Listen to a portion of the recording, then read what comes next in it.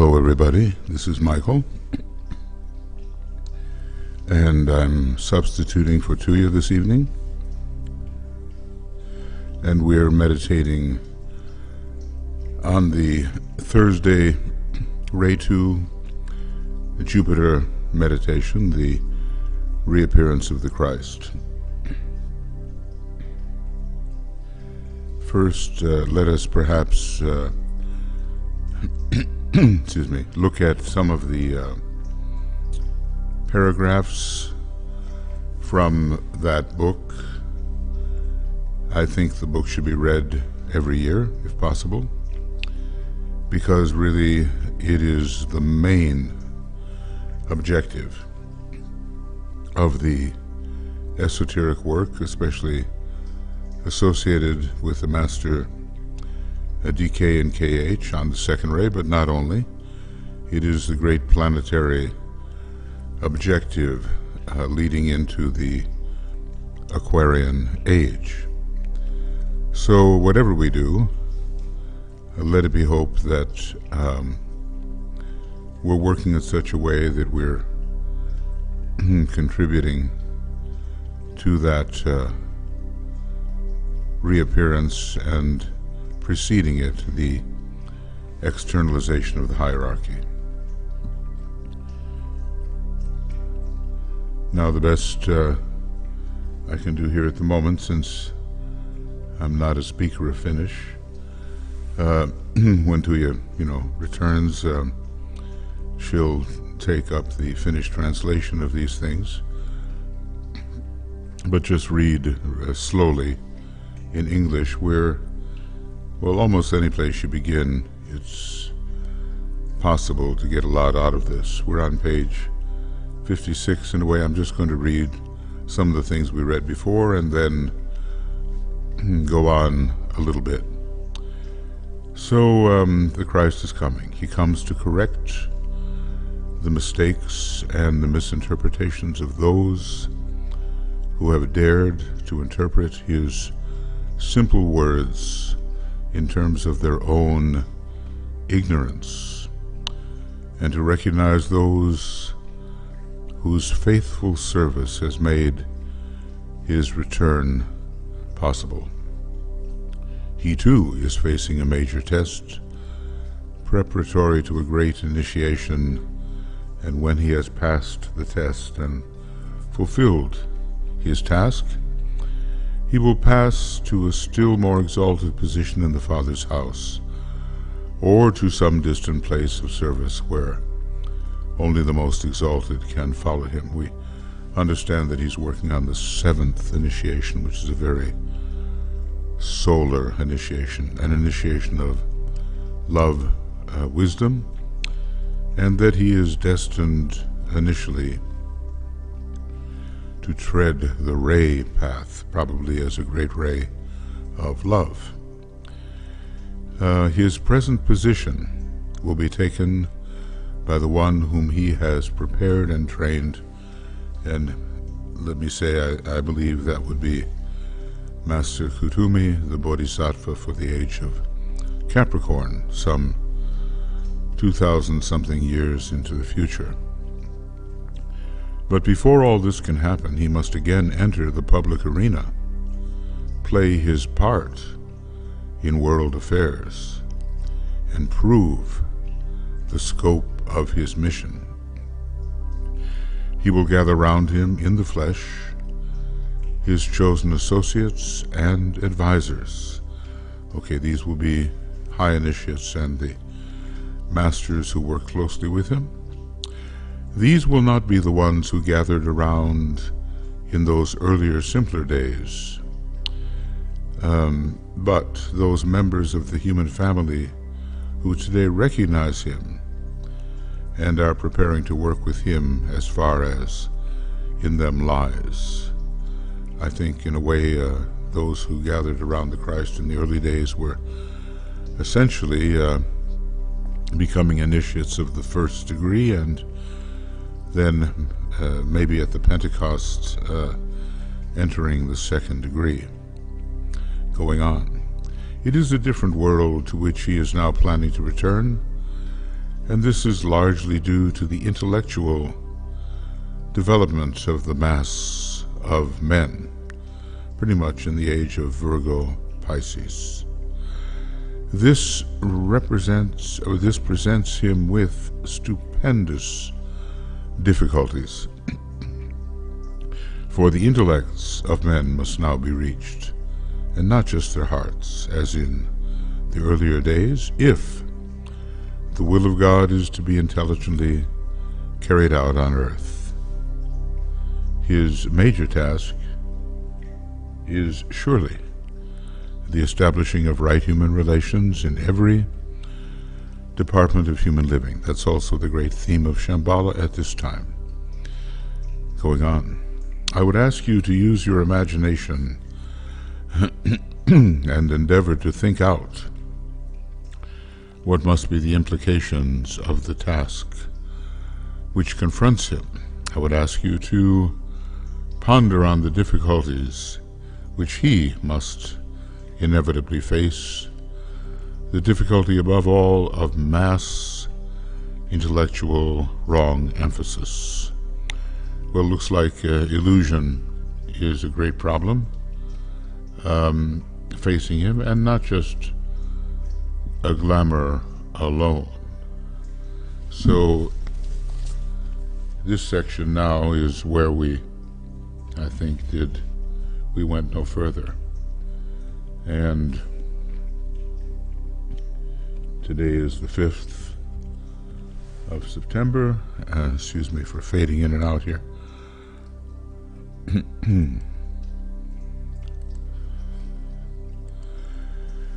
So on a little bit more.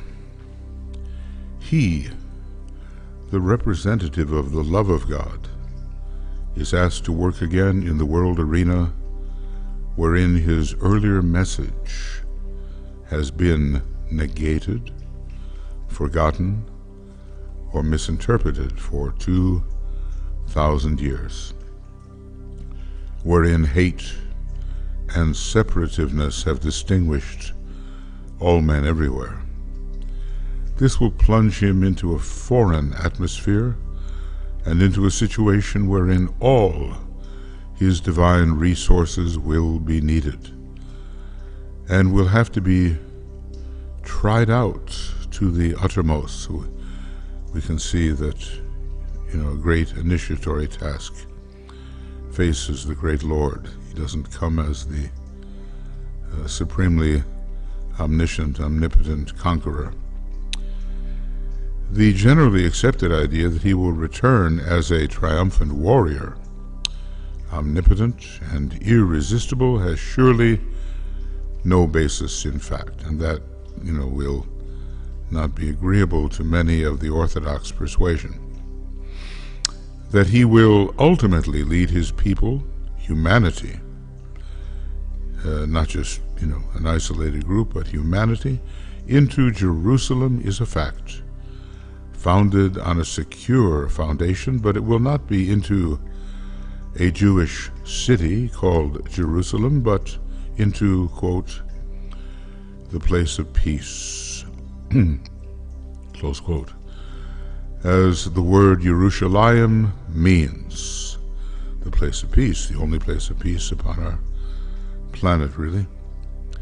Going on, a careful consideration of the world situation today and a dedicated use of the imagination will reveal to the sincere thinker how appalling is the task which he has undertaken.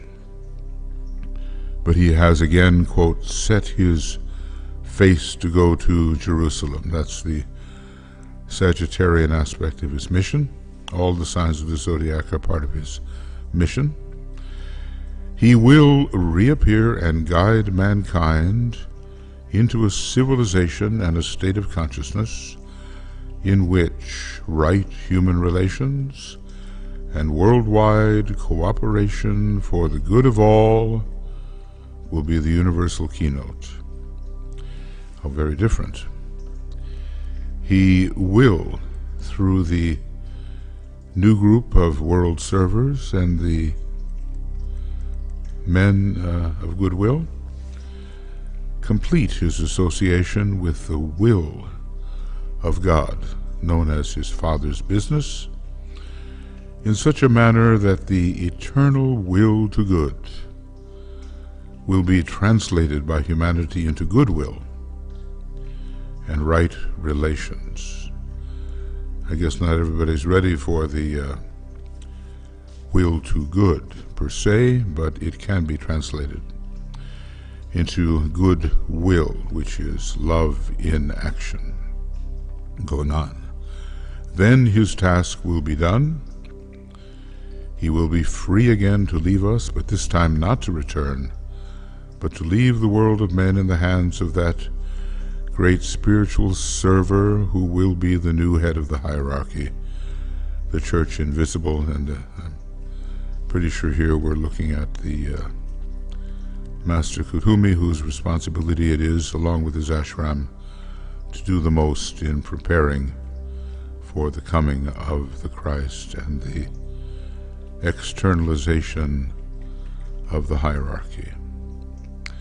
I'll read just a little more. The question now arises, in what way can we be of service? How can we aid during this preparatory stage? What the members of the spiritual hierarchy are doing is much indeed. Those disciples who are in conscious touch with the masters of the wisdom, or if you prefer the term, the senior disciples of the Christ, are working day and night in order to establish such confidence, correct attitudes, and an understanding of the divine spiritual push or enterprise that his way will be made easier. And that's really up to each one of us to find the way to cooperate in such a manner going on. They and their groups of lesser disciples, aspirants, and students of the realities stand unitedly behind the Christ and can thus enable him to accomplish his purpose. So any of us has to say, what a responsibility, and take it seriously going on. Their major realization is that of a cyclic crisis in the spiritual life of our planet. It is one which has been anticipated in the Father's house, Shambhala, for thousands of years, many thousands of years. We're told, is it St. Paul, the whole of creation groaneth and travaileth, awaiting the appearance of the sons of God, which is this externalization process going on. They have registered the fact that for the first time in human history, all the three spiritual centers or groups through which God works are unitedly focused on the same objectives.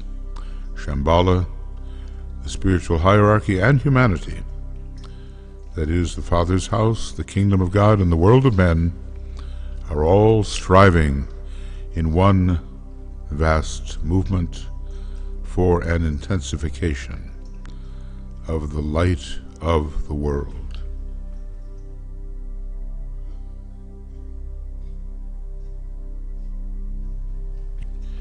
This light will irradiate in a fashion unknown before not only the Father's house, which is the source of all our planetary light, but also the spiritual center from which have come all those teachers and world saviors who have stood before men and said, as did Hermes, the Buddha, and the Christ, I am the light of the world.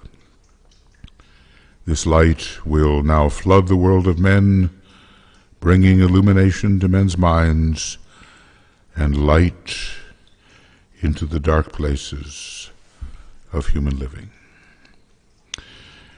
So, this is what we'll bear in mind for the moment, and I'll just mark this so that it is possible, perhaps, to go on the next time from the right place. But of course, read the book, it's wonderful, and keep reading the book because it tells us how we can prepare. So I'll just mark beginning here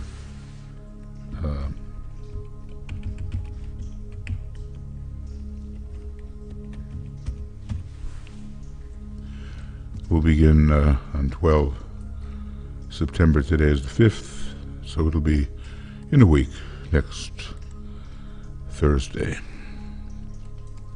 Okay, so much to ponder and so much to learn about how we can better cooperate in this momentous planetary event, which basically is taking humanity closer and closer, and many in the human family, into the fifth kingdom of nature, the kingdom of souls.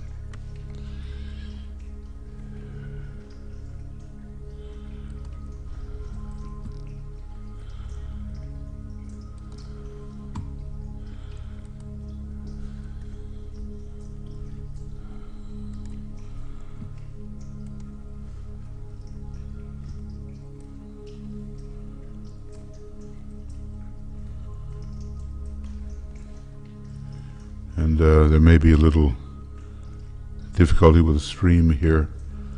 We'll see what we can do about it. Something seems to be streaming, but it's a little, well, it's coming along, but could be better. Every once in a while that happens. And if any of you can hear it, then that's good. And see it also. Okay, so we breathe in the white light.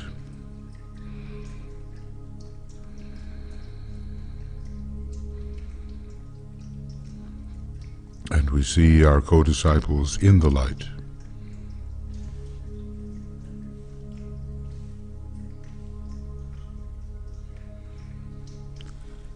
We focus on our own little triangles network and its relation to the larger triangles network, which is planetary in scope.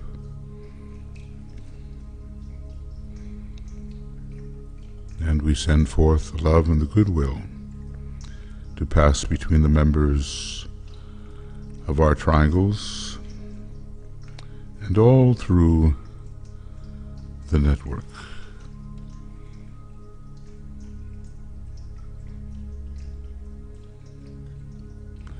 It is subtle work, but it can change things. And that's what we want. A change for the better.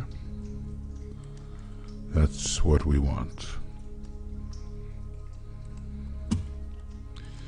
Now, in our meditation, we begin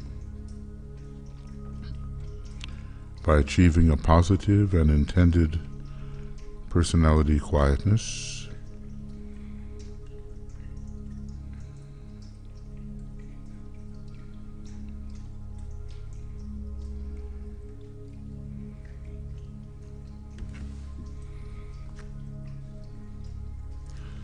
And under the influence of the soul, we answer in our own words the following questions. As a member of the new group of world service, what is your specific, fixed intention at this moment of dedicated contact with the soul?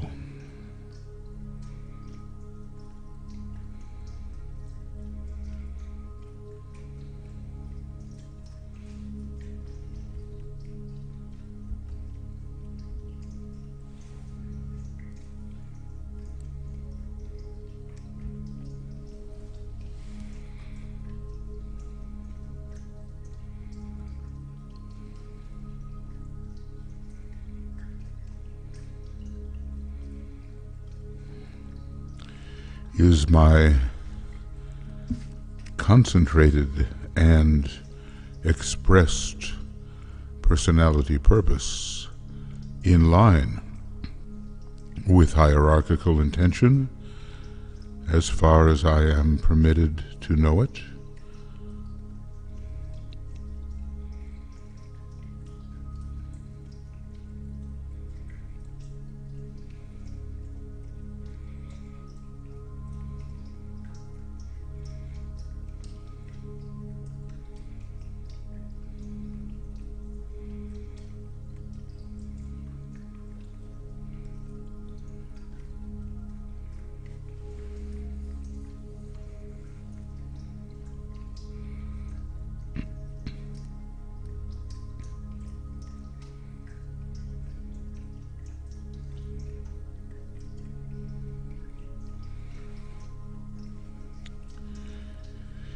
And number 3, have I, in my own personal daily life, earned the right, because of definite effort and not so much because of success, to stand with those servers who are now undertaking the work of preparation?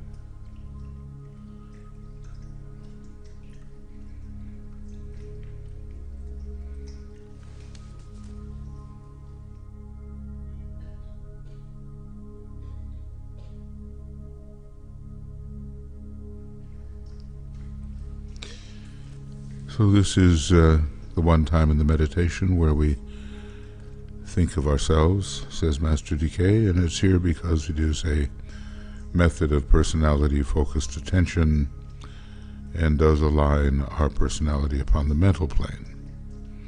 We remember the soul can be found upon the mental plane. So, having answered these 3 questions in the light of the soul, and we say this very important mantra. And here the finish is listed. Forgetting the things which lie behind, I will strive towards my higher spiritual possibilities. I dedicate myself anew to the service of the Coming One, and will do all I can to prepare men's minds and hearts for that event. I have no other life intention.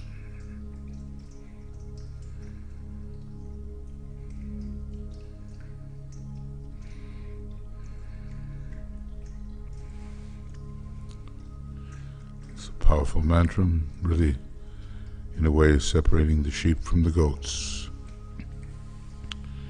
Then we go on and visualize the world situation as best we can, and in terms of your major world interest and with what knowledge of world affairs you may possess.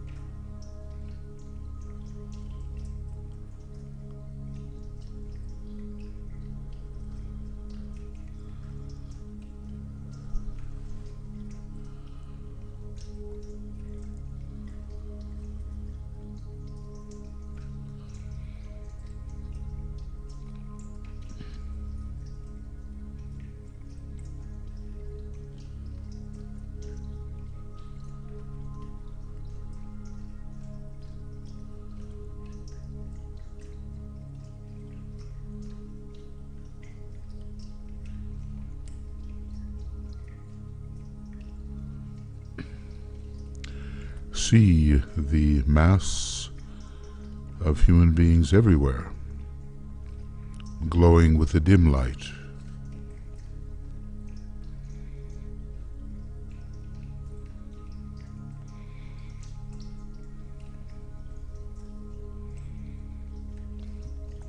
And here and there, points of brighter light,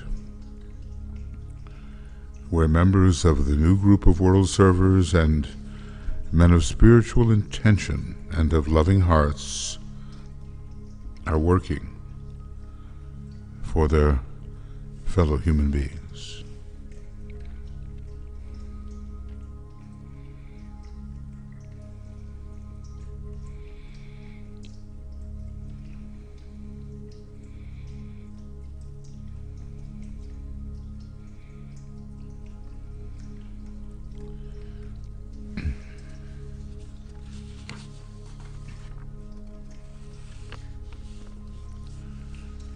Then visualize through the creative imagination the vivid light of the hierarchy.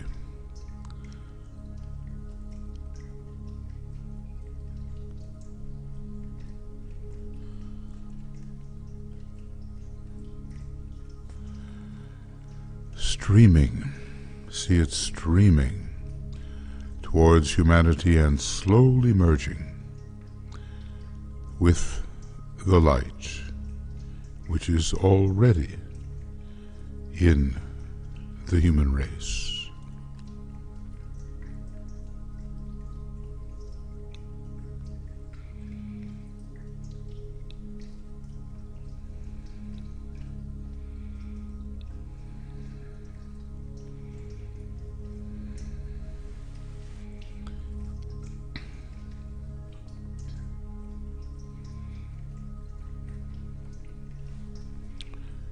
And then we will say the first stanza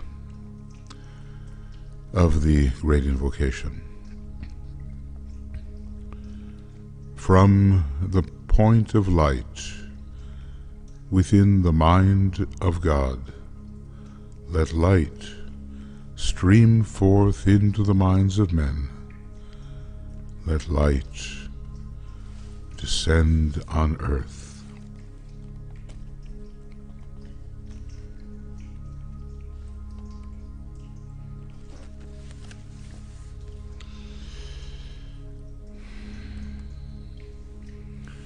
Then we ponder on the reappearance of the Christ.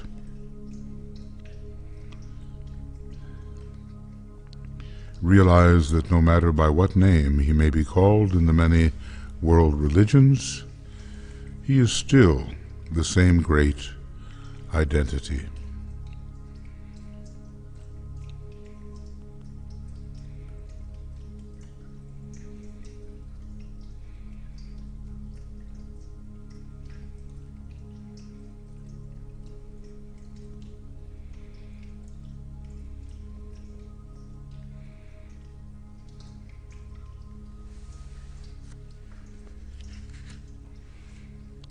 Reflect and speculate upon the possible result of his appearance.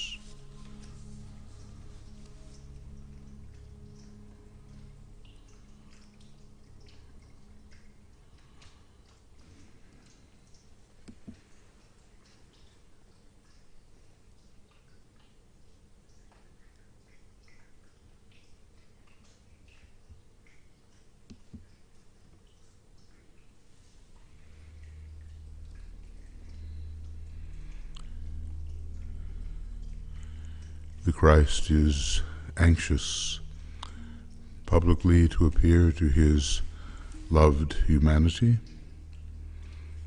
and this can be frustrating to us.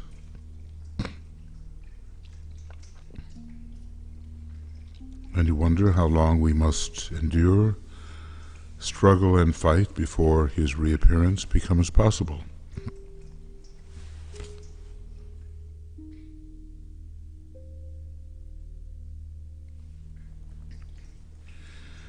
But it will be so when a measure of peace has been restored,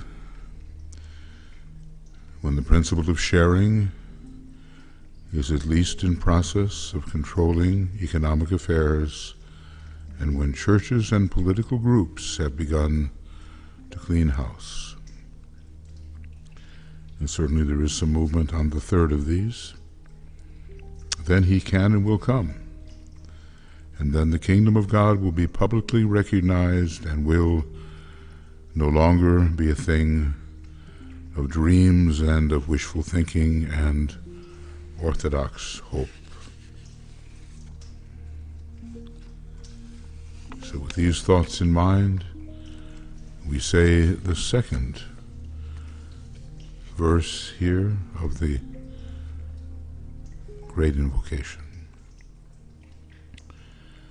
From the point of love within the heart of God, let love stream forth into the hearts of men. May Christ return to earth.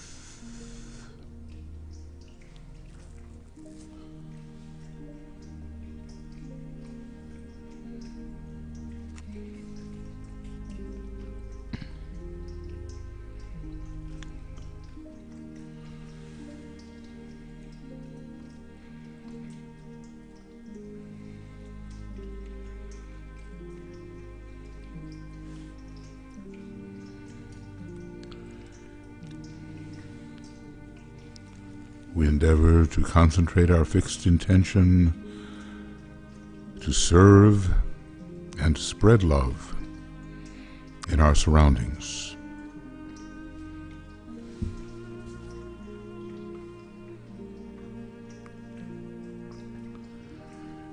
And we realize that insofar as we can do these things, we are attempting to blend our personal will with the divine will.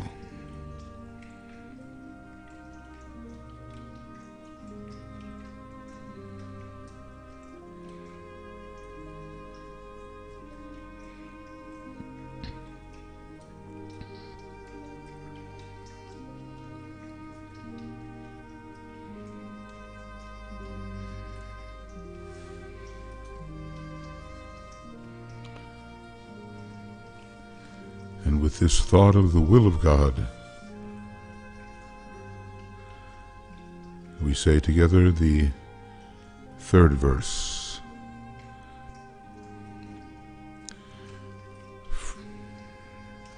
From the center, where the will of God is known, let purpose guide the little wills of men, the purpose which the masters know and serve.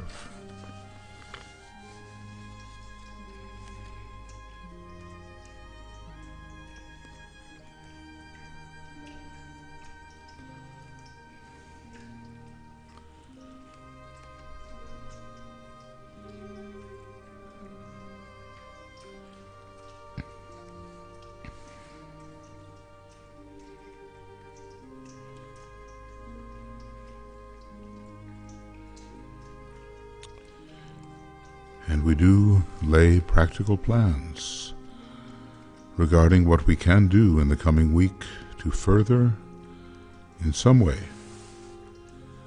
the preparations for the coming of the Christ.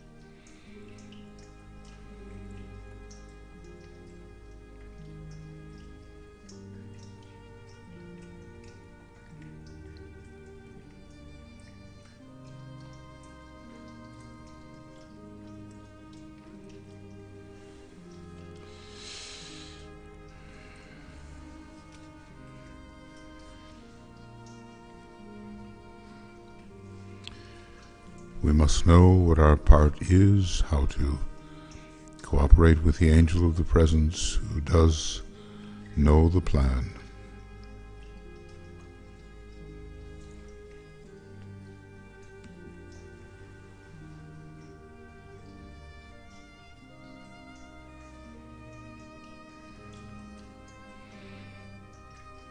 There are so many ways to cooperate depending on our rays and our developed qualities. We have to share them. So make your plans definite and do your best to follow through.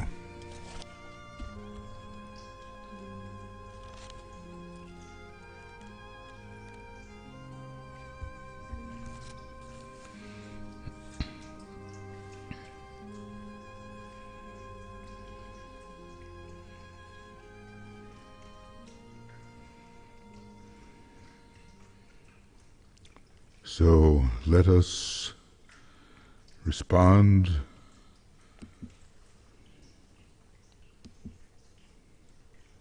to the vibration of the Christ.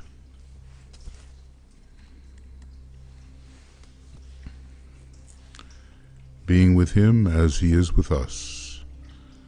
Wherever two or three are gathered in His name, His presence will be found, and that's an amazing thing. And so we will say together,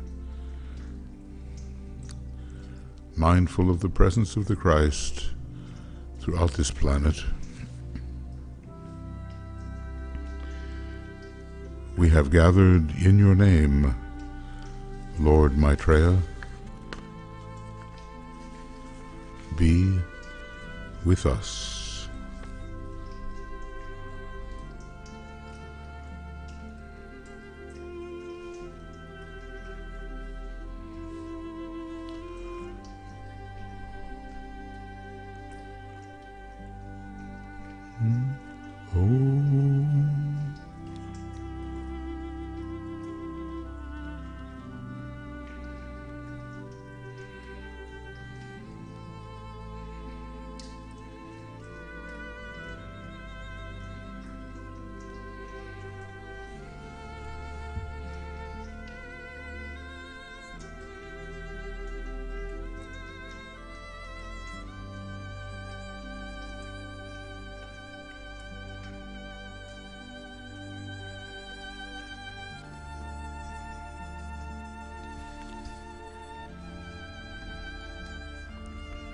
Internally we hear the Om, the great sacred word.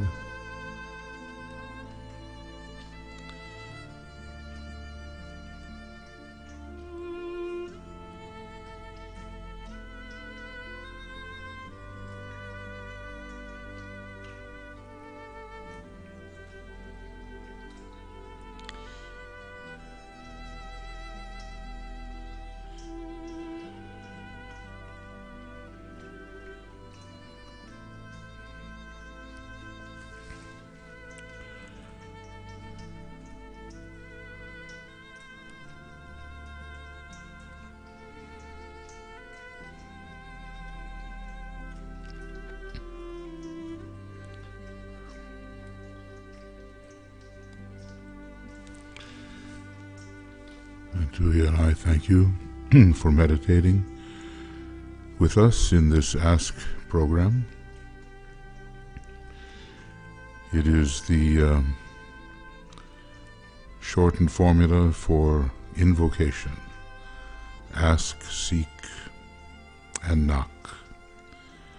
And tomorrow we'll be working on the evening schedule for the dissipation of glamour. It'll be a webinar. And I think by now you have that, the link.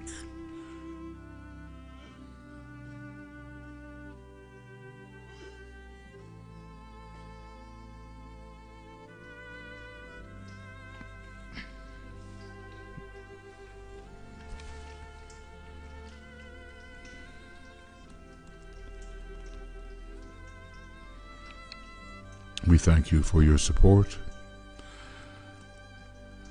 for your presence, for your participation in these various activities which help us work esoterically on behalf of the spiritual hierarchy of the planet, and for the welfare of humanity as it begins to enter the fifth kingdom of nature and begins to prepare to take the first initiation in a broad and general sense. The Christ himself will be administering that initiation when he reappears. But the hour is unknown. We have simply to prepare. And that's what we're trying to do together.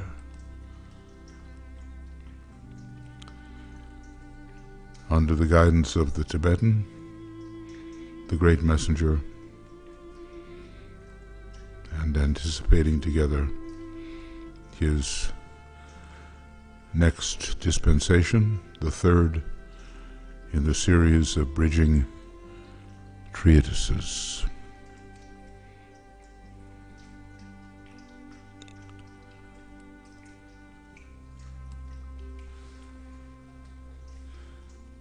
And so, many blessings to everyone, lots of love, and we'll see you,